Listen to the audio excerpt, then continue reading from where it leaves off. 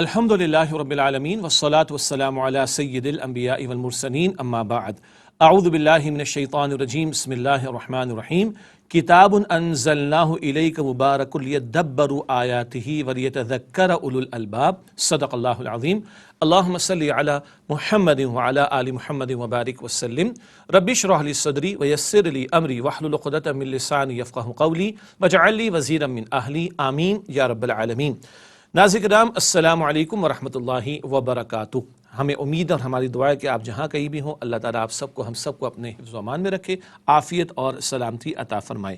مطالبات قرآن سیریز ہے اور آج اس حوالے سے دوسری ایپیسوڈ ہے۔ پچھلے پروگرام میں آپ کو یاد ہے کہ ہم نے کلام شروع کیا تھا کہ ہم انشاءاللہ تعالیٰ قرآن حکیم کے منتخب مقامات کا مطالعہ کریں گے، اور اس کا مقصد کیا ہے؟ ہمارے سامنے دین کا جامع تصور واضح ہو جائے اور ہم پر کیا دینی ذمہ داریاں عائد ہوتی ہیں، انفرادی سطح پر بھی اور اجتماعی سطح پر بھی ان کا بھی وضاحت کا معاملہ سامنے آ جائے۔ انشاءاللہ تعالی ہم 6 حصوں میں قرآن حکیم کے منتخب مقامات کا مطالعہ آپ کے سامنے رکھیں گے۔ ابتدائی طور پر 2 نشستیں ہماری تعارف قرآن کے تعلق سے ہیں۔ گزشتہ پروگرام میں ہم نے آپ کے سامنے کچھ سوالات کے ذیل میں قرآن حکیم کے تعارف کے حوالے سے چند نکات کو پیش کیا تھا۔ ہم نے کلام کیا تھا کہ قرآن حکیم کیا ہے، ہم نے بات کی تھی قرآن حکیم کی عظمت کیا ہے، ہم نے جانا تھا قرآن حکیم کیوں نازل کیا گیا، ہم نے یہ بھی معلوم کرنے کی کوشش کی قرآن حکیم کب نازل کیا گیا، ہم نے یہ بھی سمجھا تھا قرآن حکیم کہاں نازل کیا گیا، پھر ہم نے یہ بھی جاننے کی کوشش کی قرآن حکیم کیسے نازل ہوا، ہم نے یہ بھی معلوم کیا قرآن حکیم کے کتنے نام ہیں، اور ہم نے یہ بھی جانا کہ قرآن حکیم کی زبان میں نازل ہوا، اور ہمارا نواں سوال یہ تھا کہ قرآن حکیم کا اسلوب کیا ہے۔ بہت ساری باتیں ہو گئیں، کل 13 سوالات ہیں جو ہم نے آپ کے سامنے رکھنے ہیں، اور ان سوالات کی روشنی میں تعارف قرآن کے نکات ہمارے سامنے آئیں گے۔ 9 سوالات کے حوالے سے کچھ جوابات پچھلے ایپیسوڈ میں ہمارے سامنے آ چکے تھے، آج ہم بات کو آگے بڑھائیں گے اور 4 مزید سوالات جن میں کچھ تفصیل زیادہ ہے وہ آپ کے سامنے رکھیں گے۔ تو آئیے آج تعارف قرآن حکیم کے تعلق سے یہ جو دوسری ایپیسوڈ ہے اس میں اگلے سوال کی طرف چلتے ہیں۔ اگلا سوال ہے قرآن حکیم کی ترتیب اور تدوین کس طرح ہوئی؟ قرآن حکیم 23 برس میں نبی مکرم صلی اللہ علیہ وآلہ وسلم پر نازل ہوا، تو کیا ترتیب رہی اور کس طرح اس کی تدوین اور کمپائلیشن کا معاملہ ہوا، یہ ہم جاننے کی کوشش کر رہے ہیں۔ پہلی بات، قرآن حکیم کی ترتیب 2 اعتبارات سے ہے۔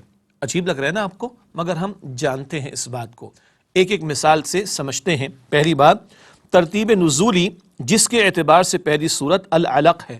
ہم سب کو یاد ہے سورۃ العلق کی پہلی 5 آیات ہیں جو پہلی وحی ہے جو نبی مکرم صلی اللہ علیہ وآلہ وسلم کو غار حرا میں عطا کی گئی۔ اقرأ بسم ربک الذی خلق۔ نزول کی ترتیب میں یہ پہلی وحی ہے، مگر آج جب ہم قرآن حکیم کو کھولتے ہیں اور آخری پارے میں جانتے ہیں تو سورۃ العلق کا نمبر ہے 96 وہاں یہ سورت موجود ہے۔ ایسا ہی ہے نا، یہ کہلاتی ہے ترتیب نزولی کا معاملہ کہ نزول کے اعتبار سے یہ ہے تو پہلے، لیکن آج 96 نمبر پر اگر ہم دیکھ رہے ہیں تو یہ دوسری ترتیب کیا ہے بھلا، اس کو بھی جانتے ہیں۔ ترتیب تلاوت، جس کے اعتبار سے پہلی سورت الفاتحہ ہے۔ ایک ہے ترتیب تلاوت، جب ہم قرآن پاک کی تلاوت شروع کرتے ہیں سب سے پہلے سورۃ الفاتحہ، پھر سورۃ البقرہ، پھر سورہ آل عمران، آخر میں سورۃ الفلق اور پھر سورۃ الناس۔ یہ تلاوت کی ترتیب ہے۔ وہ نزول کی ترتیب ہے جس میں سورہ علق کی پہلی 5 آیات نبی اکرم صلی اللہ علیہ وآلہ وسلم پر نازل کی گئی۔ اچھا یہ کیسے ہوا، اس کو بھی جان لیجئے۔ یہ اللہ کے پیغمبر صلی اللہ علیہ وآلہ وسلم کے بتانے، سمجھانے اور آپ کی نگرانی میں ہوا۔ صحابہ کرام میں سے کم از کم 43 صحابہ کی تعداد ہمیں ملتی ہے رضی اللہ تعالی عنہم اجمعین، کہ جو قرآن پاک کی کتابت کرتے تھے نبی مکرم صلی اللہ علیہ وآلہ وسلم کے بتانے کے مطابق، اور آپ صلی اللہ علیہ وسلم بتاتے کس صورت کو کہاں رکھنا ہے اور کون سی آیت کو کس صورت میں کہاں رکھنا ہے۔ آپ صلی اللہ علیہ وآلہ وسلم خود قرآن حکیم کے پہلے حافظ ہیں۔ کتنا دلچسپ نکتہ ہے نا، خود پہلے حافظ قرآن حکیم کے خود رسول اللہ صلی اللہ علیہ وآلہ وسلم ہیں، اور آپ کے اکثر صحابہ کرام قرآن پاک کے حافظ تھے۔ البتہ اللہ کے نبی علیہ السلام کی نگرانی میں یہ ترتیب اللہ کے پیغمبر علیہ السلام نے خود بتا دی کہ کون سی صورت کو کہاں رکھنا ہے اور کس آیت کو کس صورت میں کہاں رکھنا ہے۔ تو ایک ترتیب ہے نزول کے اعتبار سے اور ایک ترتیب ہے تلاوت کے اعتبار سے، جس کے مطابق ہم سورۃ الفاتحہ کو سب سے پہلے قرآن حکیم میں پاتے ہیں۔ کچھ اور بھی تفصیلات ہیں کہ ایک کتابی شکل میں سیدنا ابوبکر صدیق رضی اللہ تعالی عنہ کے دور میں قرآن حکیم کو جمع کیا گیا۔ اسی طریقے پر ایک رسم الخط مینیو اسکرپٹ لکھنے کا انداز، ایک رسم الخط پر اتفاق ہوا سیدنا عثمان غنی رضی اللہ تعالی عنہ کے دور میں۔ تو بہرحال یہ تفصیلات وہ ہیں جو علوم القرآن پر مرتب کی گئی کتابوں میں ہمیں مل جاتی ہیں۔ تو ہمارا آج کا پہلا سوال اور تعارف قرآن حکیم کے تعلق سے 10واں سوال یہ تھا، قرآن حکیم کی ترتیب و تدوین کس طرح ہوئی؟ تو ایک اس کی ترتیب ہے نزول کے اعتبار سے، اور ایک ترتیب ہے اس کی تلاوت کے اعتبار سے۔ اگلا سوال ہے سوال نمبر 11، آسان بھی ہے اور ایک دو بات اس میں دلچسپی کا باعث بھی ہوں گی انشاءاللہ تعالی۔ 11واں سوال ہے، قرآن حکیم کی ترکیب و تقسیم کیا ہے؟ ترکیب اور تقسیم کیا ہے؟ اس کو چند نکات کی صورت میں آئیے ہم سمجھتے ہیں۔ پہلا نکتہ، آیات کی تعداد 6236 ہے۔ قرآن حکیم کی آیات کی تعداد 6236 ہے، اور معروف ایک تعداد مشہور ہے 6666 کی، ہم تفصیل میں نہیں جاتے، لیکن جب ہم قرآن پاک کی ہر سورت کے آخری نمبر کو ایڈ کریں گے، جمع کریں گے، تو انشاءاللہ کیا تعداد آئے گی؟ آیات کی تعداد 6236 ہے قرآن پاک میں۔ اگلا نقطہ اس ترکیب اور تقسیم کے تعلق سے ہے، سورتوں کی تعداد 114 ہے۔ قرآن حکیم نے سورتوں کی تعداد 114 ہے، اس میں بھی ایک تقسیم ہے معروف طور پر جو بیان کی جاتی ہے۔ مکی صورتوں کی تعداد 86 ہے، 86، اور مدنی صورتوں کی تعداد 28 ہے۔ تو کل 114 صورتیں قرآن حکیم میں ہیں، جن میں سے 86 صورتیں مکی ہیں اور تقریباً 28 صورتیں وہ مدنی صورتیں ہیں۔ اگلی بات ہے، منازل یا احزاب کی تعداد 7 ہے۔ منزل کی جمع منازل، حزب کی جمع احزاب، منازل یا احزاب کی تعداد ہے 7 منزلیں قرآن پاک میں، اور نوٹ کیجئے گا آیات اور صورتیں اور منازل کا معاملہ دور نبوی صلی اللہ علیہ وآلہ وسلم اور دور صحابہ میں ہو چکا تھا رضی اللہ تعالی عنہم اجمعین۔ یہی وجہ ہے کہ اکثر صحابہ کرام رضی اللہ تعالی عنہم اجمعین ایک ہفتے میں عام طور پر قرآن حکیم کی تلاوت کی تکمیل فرما لیا کرتے تھے۔ تو اس دور میں نبی پاک صلی اللہ علیہ وسلم کا دور مبارک اور صحابہ کرام کا دور رضی اللہ تعالی عنہم اجمعین، آیات، صورتیں اور منازل، یہ ہمیں وہاں پر معروف بات دکھائی دیتی ہے۔ ایک اور اہم نقطہ وہ ہے، رکوعوں کی کل تعداد 558 ہے۔ رکوع جو ہم جانتے ہیں، رکوعوں کی کل تعداد قرآن پاک میں 558 ہے، اور اس میں حکمت کیا ہے؟ رکوع اس معنی میں کہ جب نماز میں ہم تلاوت کرتے ہیں، سورہ فاتحہ کے بعد کچھ حصہ تلاوت کرنا ہوتا ہے نا، تو اتنے حصے کے بعد ایک رکوع کا نشان لگا دیا جائے جو مرتب ہو گئے، کہ جس میں بات مکمل ہو جائے، تاکہ طویل صورتیں خاص طور پر ان کو اختصار کے ساتھ، ان کچھ آیات کے ساتھ کس طرح تلاوت کیا جائے تو وہ رکوع سے اس میں سہولت حاصل ہو جاتی ہے۔ تو رکوع کی تعداد کتنی ہے جی؟ 558، 558۔ آخری بات اس ذیل میں، پاروں کی تعداد 30 ہے۔ پاروں کی تعداد 30 ہے قرآن پاک میں۔ بعد کے دور کی بات ہے، نبی اکرم صلی اللہ علیہ وسلم کا دور مبارک، صحابہ کرام رضی اللہ تعالی عنہ اجمعین، تابعین، تبع تابعین، یہ بعد کے دور کی بات ہے کہ جب محسوس ہوا کچھ کمزوری آ گئی ہے، تو چلو ایک ہفتے میں قرآن پاک کی تلاوت کی تکمیل نہیں ہو پا رہی، تو 30 دنوں میں، ایک مہینے میں تو ہو جائے۔ تو 30 پاروں کی تقسیم بعد کے دور کی ہے۔ البتہ حکمت کیا ہے؟ ایک مہینے میں قرآن حکیم کی تلاوت کی تکمیل کا معاملہ کر لیا جائے۔ اب افسوس سے کہنا پڑ رہا ہے، کہیں ایسا تو معاملہ پیش نہیں آ جائے گا کہ 360 حصے ہو جائے کہ چلو بھائی سال میں تکمیل ہو جائے۔ اللہ تعالیٰ اس وقت سے محفوظ رکھے اور مجھے اور آپ کو، ہم سب کو باقاعدہ قرآن حکیم کی تلاوت کی توفیق عطا فرمائے۔ تو یہ ہمارا آج 11واں سوال قرآن حکیم کے تعارف کے ذیل میں، اور وہ یہ تھا کہ قرآن حکیم کی ترکیب و تقسیم کیا ہے؟ دوبارہ اس کو دہراتے ہیں، آیات کی تعداد 6236 ہے، صورتوں کی تعداد 114 ہے، جس میں 86 صورتیں مکی اور 28 صورتیں مدنی ہیں، اور پھر منزل یا منازل کی تعداد، احزاب کی تعداد وہ 7، اسی طرح رکوع کی تعداد 558 ہے، اور پاروں کی تعداد 30 ہے قرآن پاک میں۔ یہ ماشاءاللہ 11 سوال مکمل ہوئے۔ جی 12واں سوال اور 13واں سوال، اس میں تفصیلات زیادہ ہیں، تو چلتے ہیں اگلے سوال کی طرف، اور وہ سوال کیا ہے؟ قرآن حکیم کے فہم سے کیا مراد ہے؟ فہم، انڈرسٹینڈنگ، سمجھ بوجھ۔ قرآن پاک ہمیں تعلیم دیتا ہے غور و فکر کی۔ سورہ صاد آیت نمبر 29 ہے، ابتدا میں آج تلاوت اس کی گئی۔ اللہ سبحانہ و تعالیٰ نے فرمایا ہے کتاب انزلناہ الیک مبارک لیدبروا آیاتہ ولیتذکر اولو الالباب۔ اس کا ترجمہ ہے یہ قرآن ایک بابرکت کتاب ہے جو ہم نے آپ صلی اللہ علیہ وآلہ وسلم پر نازل کی ہے تاکہ لوگ اس کی آیات پر تدبر کریں اور سمجھدار لوگ اس سے نصیحت حاصل کریں۔ تو قرآن پاک ہمیں غور فکر کی دعوت دیتا ہے، تدبر کی بھی اور تذکر کی بھی۔ یہ دو اہم اصطلاحات ہیں، سادہ انداز سے سمجھتے ہیں۔ تدبر گہرے غور و فکر کو کہتے ہیں، اور تذکر فوری طور پر جو بات سمجھ میں آ سکتی ہے اس کو حاصل کرنے کو کہا جاتا ہے۔ تدبر گہرے غور و فکر کو کہا جاتا ہے، اور تذکر فوری طور پر دیکھنے سے جو بات سامنے آ جائے اس سمجھ کو کہا جاتا ہے۔ مثال کے طور پر ساحل سمندر ہو اور اس پر کہیں آئل ٹینکر اگر ڈوب جائے تو سمندر کی سطح پر تو ہمیں آئل نظر آئے گا، ایسے ہی ہے نا، وہ فوراً نظر آ جائے گا۔ لیکن اگر ہمیں موتی تلاش کرنے ہوں تو وہ سمندر کے ساحل اور اس کے پانی پر نظر نہیں آتے، ڈیپ انٹو دا سی جانا پڑتا ہے، وہاں سے تلاش کرنا پڑتے ہیں۔ اسی طرح جان لیجئے قرآن حکیم کا ایک سادہ پیغام ہے، کل نفس ذائقۃ الموت، ہر نفس کو موت کا مزہ چکھنا ہے۔ اللہ اکبر، سورہ آل عمران آیت نمبر 185 ہے۔ اسی طرح قرآن پاک بتاتا ہے سورہ حشر آیت نمبر 18 وَلْتَنظُرْ نَفْسٌ مَا قَدَّمَتْ لِغَدٍ، چاہیے ہر کوئی دیکھے اس سے کل کے لیے کیا تیاری کر رکھی ہے۔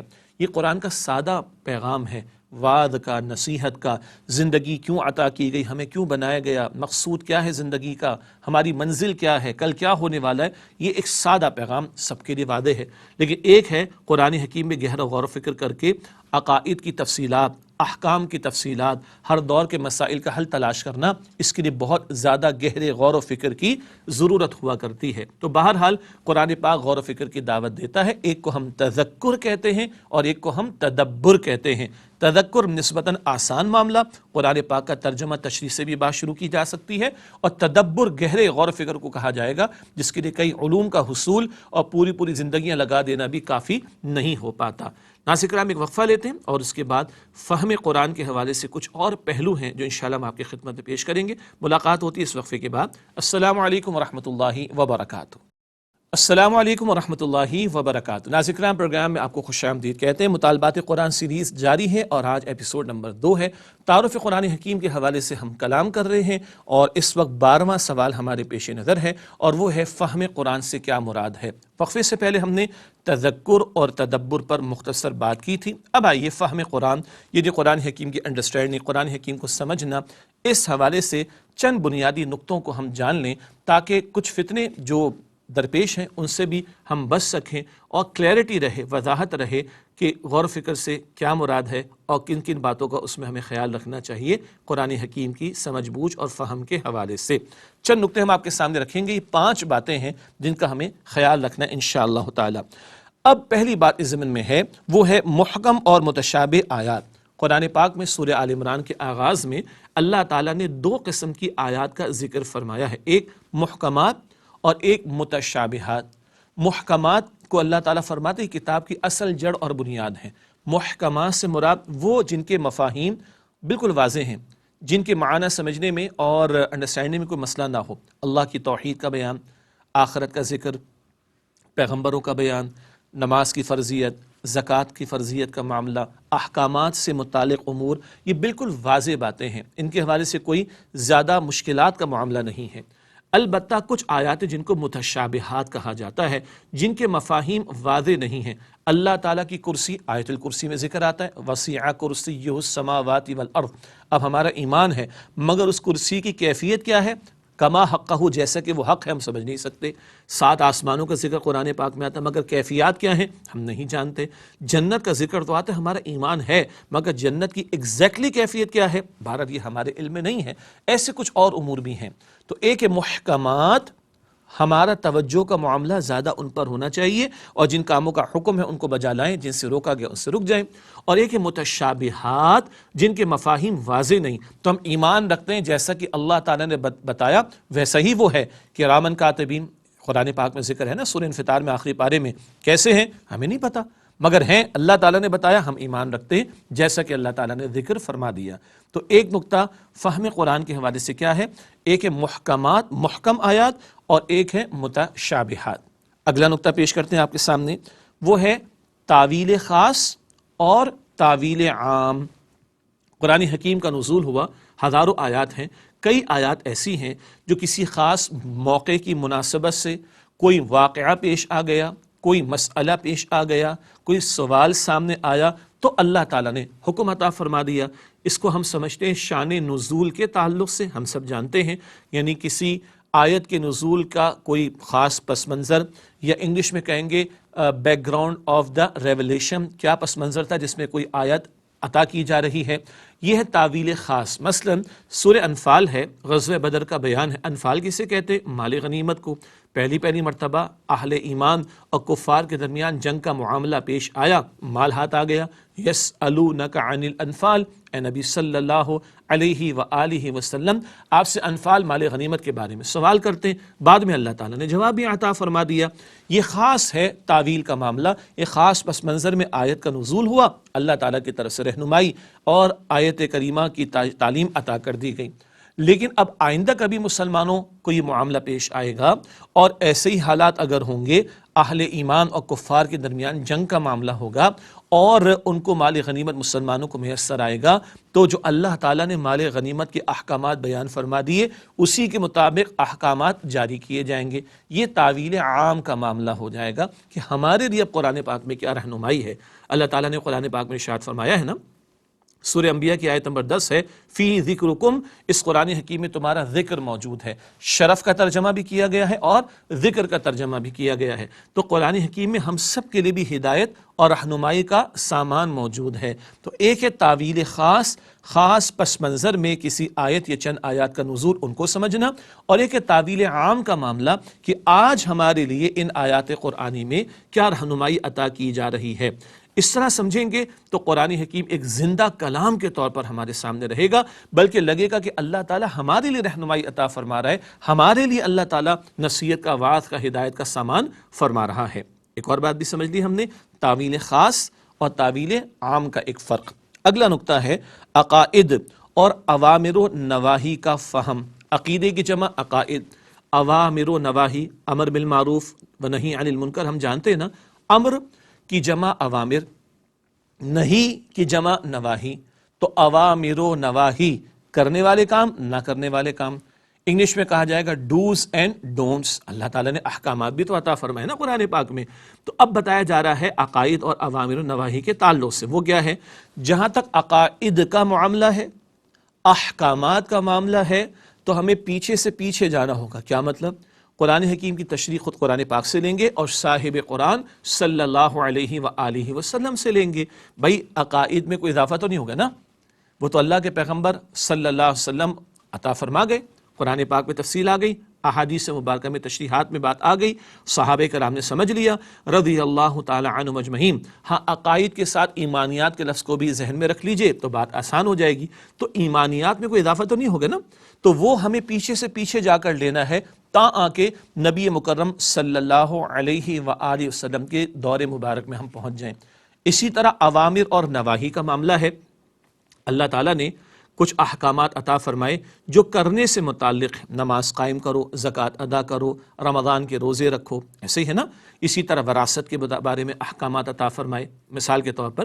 اسی طرح اللہ تعالیٰ نے کچھ باتوں سے منع فرمایا، سود سے منع فرما دیا، جوئے سے منع فرما دیا، شراب سے منع فرما دیا، اینڈ سو آن۔ اسی طرح بہت سارے اور احکامات ہیں۔ تو احکامات کی لسٹ تو دور نبوی میں آ گئی، ہمارے سامنے قرآن پاک میں آ گئی، اور تشریح رسالت مآب صلی اللہ علیہ وآلہ وسلم نے عطا فرما دی۔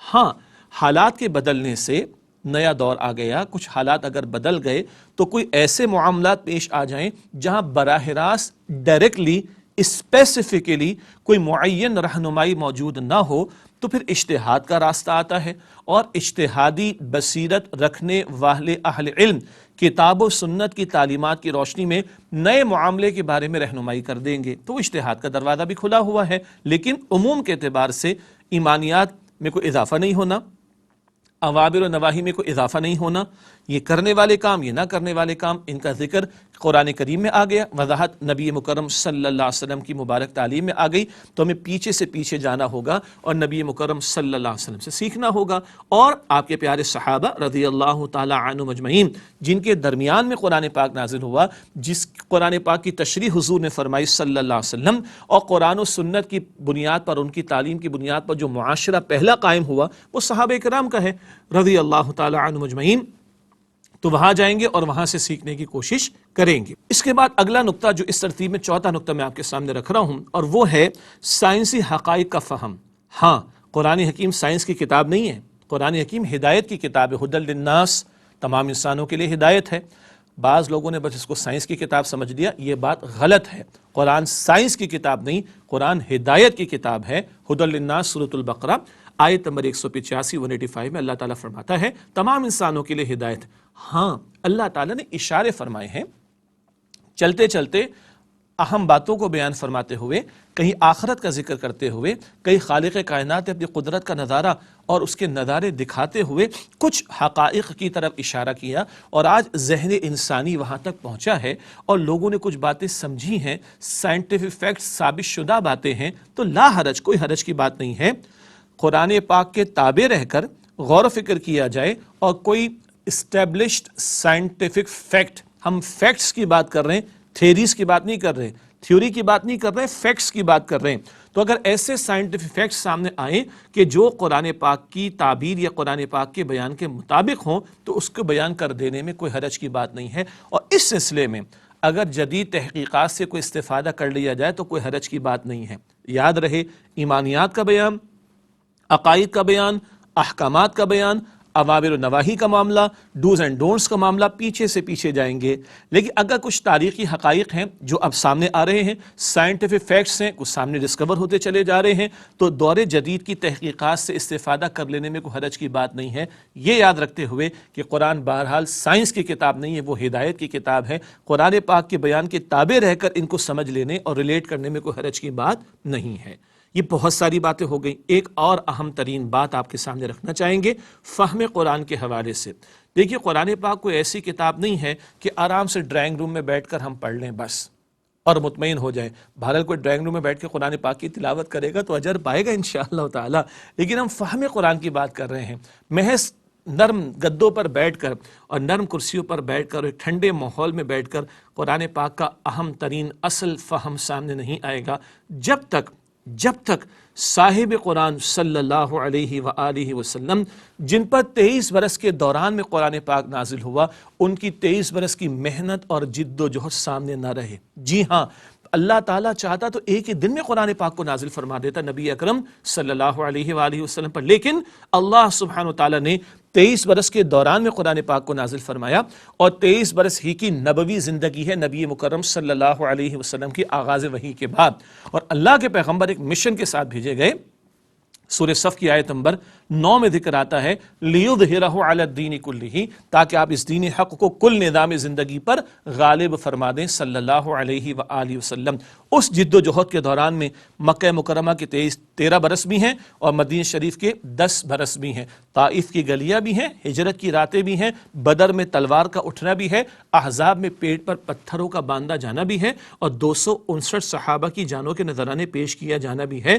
اس دوران میں قرآن پاک نازل ہو رہا ہے، وہ محنت، وہ جد و جہد، وہ اسٹرگل سامنے رہے گی تو قرآن حکیم کے فہم کے دروازے اور ہم پر کھلیں گے انشاءاللہ تعالی۔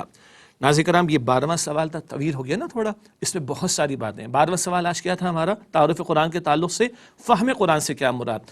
تذکر اور تدبر پر بات ہوئی، محکمات آیات اور متشابہات آیات ان پر بات ہوئی، تعویل خاص اور تعویل عام پر بات ہوئی، عقائد، ایمانیات اور اوامر و نواہی پر کلام ہوا، سائنسی حقائق کا فہم اس تعلق سے بھی بات ہوئی، اور اہم ترین بات، اصل فہم کب آئے گا؟ جب وہ 23 برس کی نبوی جد و جہد ہمارے سامنے رہے گی تو قرآن پاک کے بہت سارے مقامات کی جو گہرائی ہے اور اس کے فہم کے جو خوبصورت پہلو ہیں، حکمت بھرے موتی ہیں، وہ انشاءاللہ تعالی ہمارے سامنے کھل کر آئیں گے۔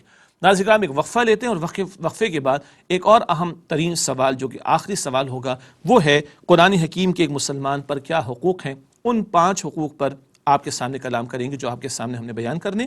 ایک وقفہ لیتے ہیں، اس کے بعد انشاءاللہ تعالی مسلمانوں پر قرآن مجید کے حقوق پر کلام کریں گے۔ السلام علیکم ورحمۃ اللہ وبرکاتہ۔ السلام علیکم ورحمۃ اللہ وبرکاتہ۔ ناظرین کرام، پروگرام آپ کو خوش آمدید کہتے ہیں۔ مطالبات قرآن سیریز کا سلسلہ جاری، اور آج ہماری دوسری ایپیسوڈ ہے، اور تعارف قرآن حکیم کے تعلق سے ہم نے پہلی ایپیسوڈ میں بھی کلام کیا، اور آج کلام کی تکمیل کر رہے ہیں اس موضوع کے تعلق سے۔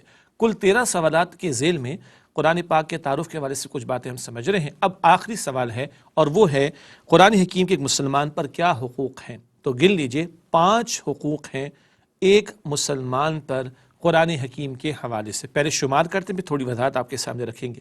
پہلا حق ہے ایمان، دوسرا حق ہے تلاوت، تیسرا حق ہے تفہیم، چوتھا حق ہے عمل، اور 5واں حق ہے تبلیغ۔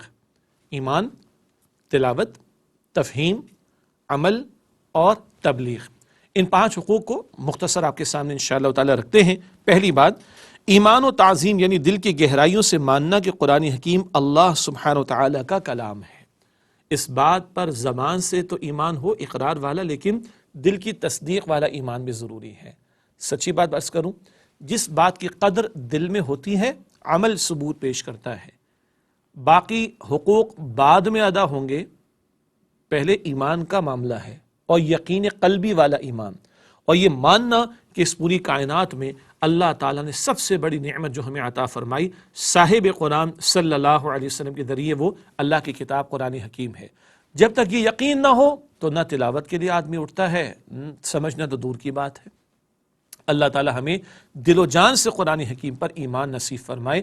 اقرار باللسان بھی ضروری، اور تصدیق بالقلب بھی لازمی ہے۔ یہ پہلا حق ہے قرآن حکیم کا، اور جب یہ یقین ہوگا تو پھر باقی حقوق بھی بندہ ادا کرے گا۔ قدر ہوگی ایک شے کی تو اس کے حصول، اس کو محفوظ رکھنے، برقرار رکھنے، اور وہ نعمت اس کو بڑھانے کی وہ کوشش کرے گا۔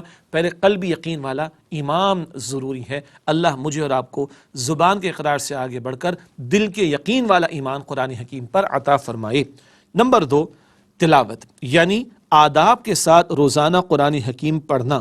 تلاوت کیا ہے؟ ایک مفہوم تو پڑھنے کا ہے، اور وہ ہے روزانہ قرآن پاک کی تلاوت کرنا آداب کا لحاظ رکھتے ہوئے۔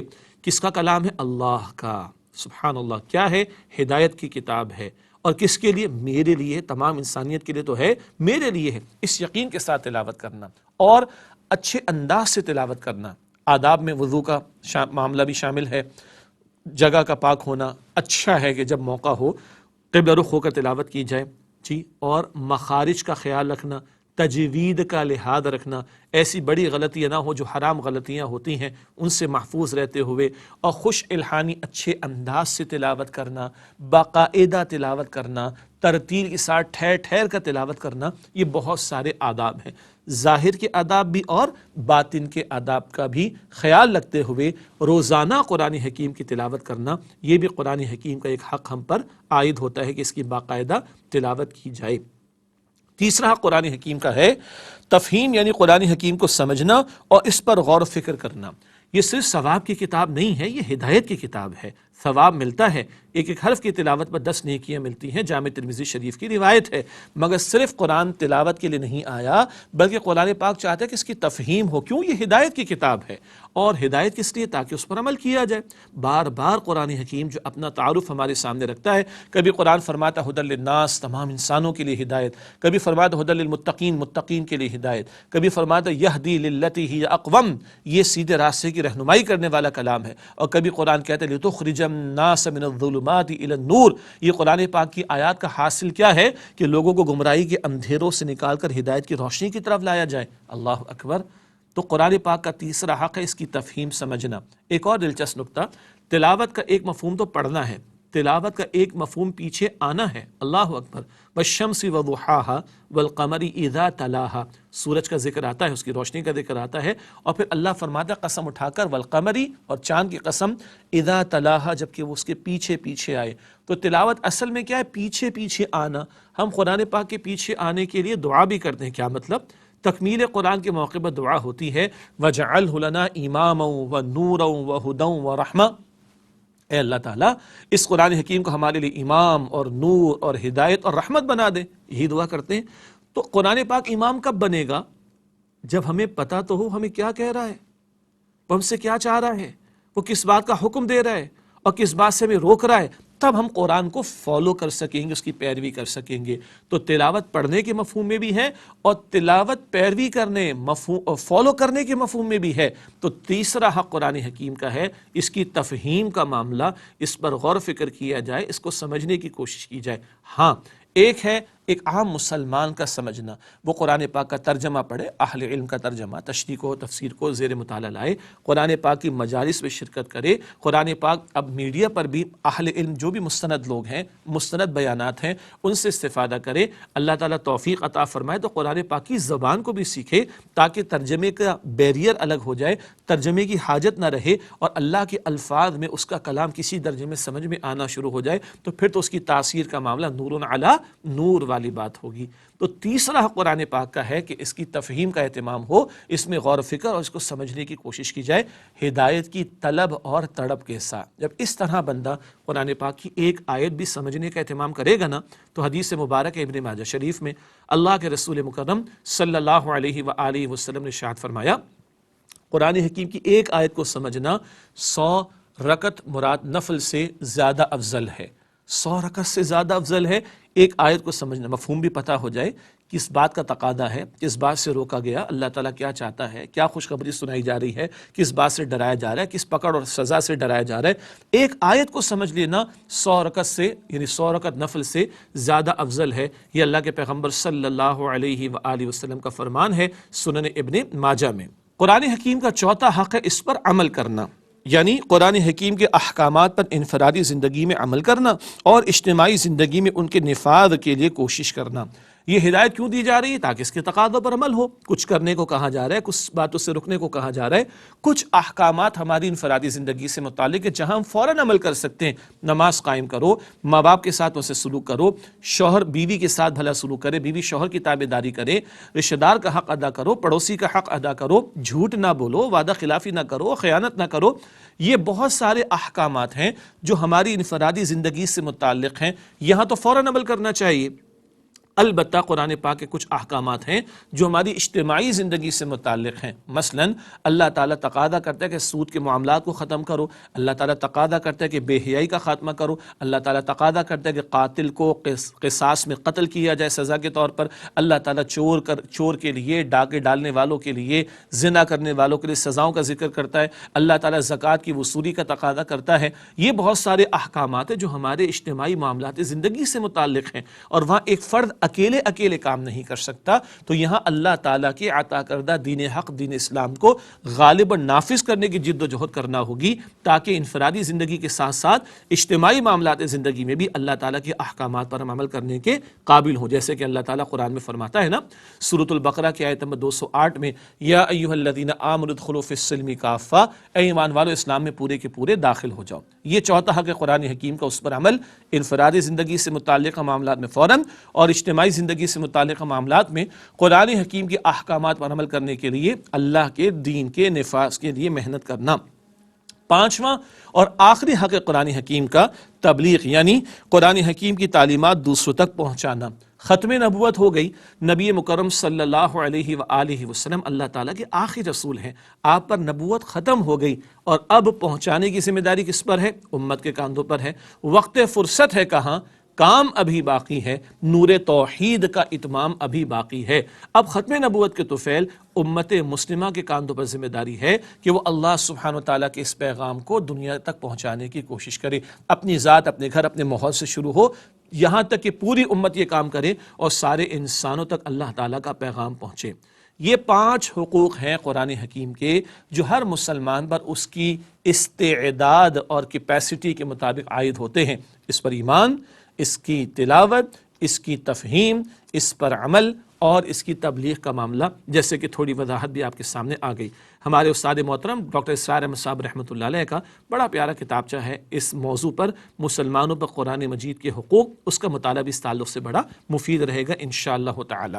ناظرین کرام، تعارف قرآن حکیم کے حوالے سے یہ 13 سوالات ہم نے آپ کے سامنے رکھے، اور آج جو ہم نے کلام کیا اس میں یہ نقطہ بھی تھا قرآن حکیم کی تدوین کیسے ہوئی اور ترتیب کیسے اس کو دیا گیا۔ ہم نے یہ بھی جانا قرآن کریم کی ترکیب اور تقسیم کس طرح ہے، ہم نے یہ بھی جانا قرآن حکیم کے فہم سے کیا مراد ہے، اور ہم نے یہ بھی معلوم کیا قرآن مجید کے مسلمانوں پر کیا حقوق عائد ہوتے ہیں۔ تو الحمدللہ مطالبات قرآن سیریز میں آج ہماری دوسری ایپیسوڈ اور تعارف قرآن کے حوالے سے 13 سوالات کے جوابات ہمارے سامنے. آئندہ نشست میں انشاءاللہ تعالی ہم سورۃ العصر کا مطالعہ آپ کے سامنے رکھنا چاہیں گے اور قرآن حکیم کے منتخب مقامات کو جو ہم مطالعہ کریں گے 6 حصوں میں. تو اس میں پہلے حصے کا پہلا درس ہوگا سورۃ العصر مطالعہ. دعا ہے کو قرآن حکیم سے مزید محبت عطا فرمائے، تعلق کی مضبوطی عطا فرمائے، اور اس کے جو حقوق ہمارے سامنے آئے ہیں ان کو ادا کرنے کی توفیق عطا فرمائے، اور فہم قرآن کے حوالے سے اللہ تعالی ہماری نصرت فرمائے تاکہ ہم جان سکیں اللہ تعالی ہم سے کیا چاہتا ہے اور اس کی رضا والی زندگی بسر کر سکیں. اللہ تعالی ہم سب کو توفیق دے اور ان لوگوں میں شامل فرمائے جن کے بارے میں نبی مکرم صلی اللہ علیہ وسلم نے ارشاد فرمایا خیرکم من تعلم القرآن وعلمہ. صحیح بخاری شریف کی روایت ہے تم میں سے بہترین وہ ہیں جو قرآن حکیم سیکھیں اور دوسروں کو سکھائیں. اللہ ایسے لوگوں میں ہمیں شامل رکھے، آمین یا رب العالمین. وآخر دعوانا ان الحمد للہ رب العالمین والسلام علیکم ورحمۃ اللہ وبرکاتہ. افلا يتدبرون القرآن